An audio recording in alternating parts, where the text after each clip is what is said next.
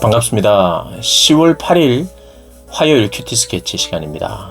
오늘 본문은 호세아 6장 1절부터 11절까지의 말씀입니다. 오늘 본문은 이렇게 시작합니다. 우리가 여호와께로 돌아가자. 여호와께서 우리를 찢으셨으나 도로 낫게 하실 것이요 우리를 치셨으나 싸매어 주실 것입니다. 여호와께서 이틀 후에 우리를 살리시며 셋째 날에 우리를 일으키시리니 우리가 그의 앞에서 살리라.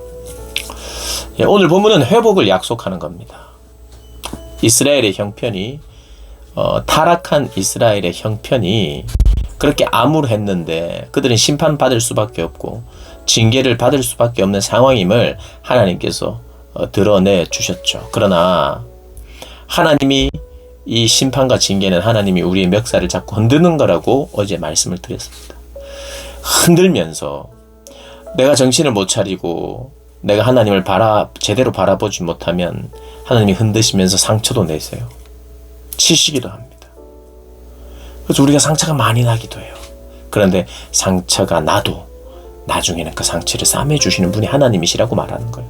우리가 징계의 과정 속에서 우리가 찔리고 또 아프고 상처가 나는 일들이 있을 수 있어요. 그러나 그럼에도 불구하고 하나님의 목표는 우리가 그 하나님을 바라보는 것에 목표가 있기 때문에 정도가 조금씩 다릅니다. 너무 안 돌아오면 하나님이 더 찢으셔야 돼요. 더 상하게 하셔야 돼요. 죽이지는 않습니다. 하나님이 더 상하게 하세요. 그래서 더 상하고 더 찢어질 때 하나님이 나의 주권자시구나, 내 인생의 주인이시구나, 나의 왕이시구나, 이 모든 것의 공급자이시구나, 겸손하게 내가 깨닫고 하나님 앞에 나아가서 오늘 본문처럼 오라, 우리가 여호와께 돌아가자, 그분이 우리의 모든 것이라고 고백하자. 내가 우상을 섬기고 사랑하고 그들이 마치 공급자인 것처럼 착각하면서 그들에게 구했던 것, 그들을 사랑했던 것, 그들을 좋아했던 것 하나님 앞에서 회개하고 돌이키자. 그럼 하나님 어떻게 하시느냐? 흔들었던 손을 놓으시고 우리를 안으셔서 우리에게 생겼던 상처들, 찢겼던 상처들을 싸매주신다. 돌아가자. 여호와께서 우리를 찢으셨으나 도로 낫게 하실 것이요 우리를 치셨으나 싸매어 주실 것이라. 여러분, 그러니 우리의 상처들을 낫게 하시는 하나님을 만나면서 이분의 심판, 이분의 징계는 징계해버리고 진멸해버리고 그래서 끝내버리기 위해서 진노하신 것이 아니구나. 끝까지 붙들고 놔주지 않고 결국에는 돌아올 때 품에 안으셔서 회복하시기 위해서. 그럼 하나님의 마음은 두 번 아픈 겁니다. 아니요, 사실은 자주 아픈 겁니다. 크게 두 번 아픈 거예요. 하나는 뭐냐 하면 끊임없이 이스라엘이 변덕스럽게. 이스라엘은 이랬어요. 하나님 앞에 전부터 끝까지 완전히 외면하고 완전히 엇나간 게 아니고요. 하나님 앞에서 제대로 한번 해보겠습니다 하나님 하고 결단도 하고요. 하나님께 약속도 했어요. 그런데 돌아갑니다. 하나님을 던집니다. 또 하나님 앞에 또 결단하고 약속하지만 또 돌아서 나갑니다. 그것이 계속해서 반복돼요.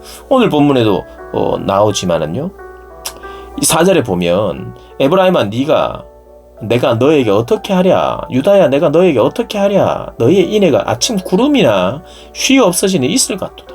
아침 구름이 있다가 그냥 쓱 없어지는 것처럼. 그리고 이슬도 잠깐 맺혀 있는 것 같으나 말라버리는, 아주 변덕스럽고 있겠다고 했는데 없어지는 이런 것이 얼마나 너희들에게 있느냐. 전혀 성실하지 못하는 불성실한 신앙과 변덕스러운 마음들이 너에게 있었는데, 그런데 하나님의 마음이 아픈 거죠.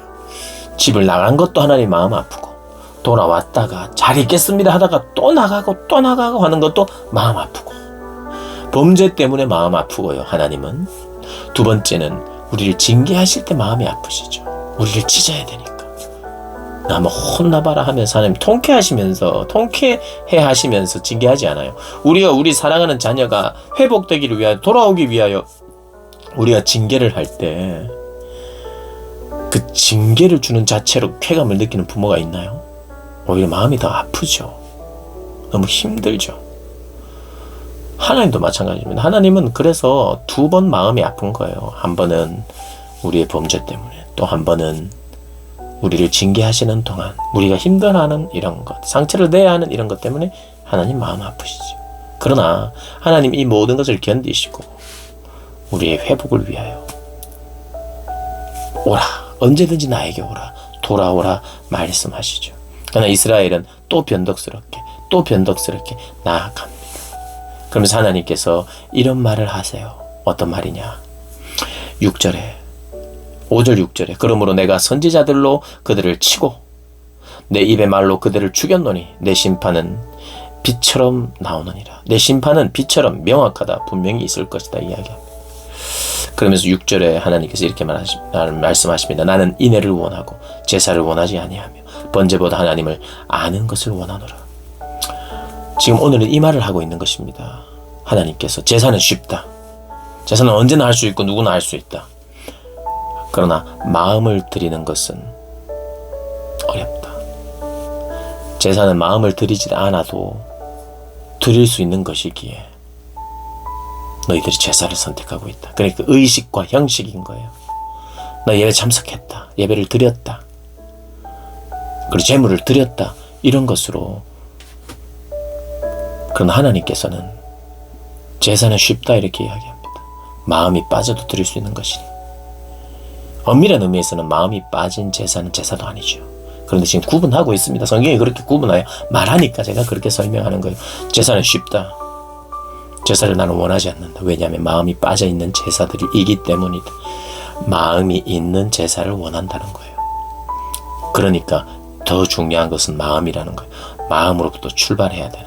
근데 이스라엘 백성들에게 난 한다 이렇게 생각하고 교만한 거예요. 난 하고 있다. 제사도 지내고 있고 번제도 지내고 있고 11조도 드리고 있고, 그렇게 하면서 스스로 안위하는 거죠. 하나님께서 그거 원치 않는다. 너희들은 아담처럼 언약을 어기면서, 아담은 첫 언약을 깨뜨린 사람이잖아요. 대표성을 가지죠. 아담과 같다는 거예요. 아담의 피가 흐른다. 아담처럼 어기고 있다. 그것을 반복하고 있다. 그런데 그것이 참 무섭게도 제사장들이다. 어제도 말씀드렸습니다만 제사장들을 고발하고 있는 거예요. 선지자들이 지도자들을 고발하고 있는 것입니다. 공동체의 타락이 지도자들에게 있기 때문에. 그래서 지도자들은 정말 경각심을 가지고 하나님의 교회를 섬겨야 되겠죠. 지도자들뿐만 아니라, 지도자는 목사만 지도자가 아니라 우리 장로님도, 권사님도, 또 교사도, 셀 리더도 지도자 아니겠어요? 하나님의 말씀을 함께 나누고 그 말씀이 강조하고 있는, 하나님께서 강조하고 있는 바들을 함께 나누면서 그렇게 우리가 함께 나아가야 의무가 있죠. 적어도 이 시대의 제사장들은 마치 살인자들이라고 말합니다. 아주 치명적이고 두려운 말씀입니다. 그래서 우리는 교회를 위해서도 기도 많이 해야 되고 지도자들을 위해서도 기도 많이 해야 합니다. 이 세속에 물들지 않는, 그리고 물질과 명예와 권력에 물들지 않는 하나님의 교회의 신실한 지도자들이 많이 생겨나고 또 그 자리에 서 있을 수 있도록 우리가 함께 기도해야 되는 거죠. 그렇게 기도하고 살아내고, 또 오늘 본문의 말씀처럼 회개 자리로 돌아가는 저와 여러분 되시기를 주님의 이름으로 축복합니다.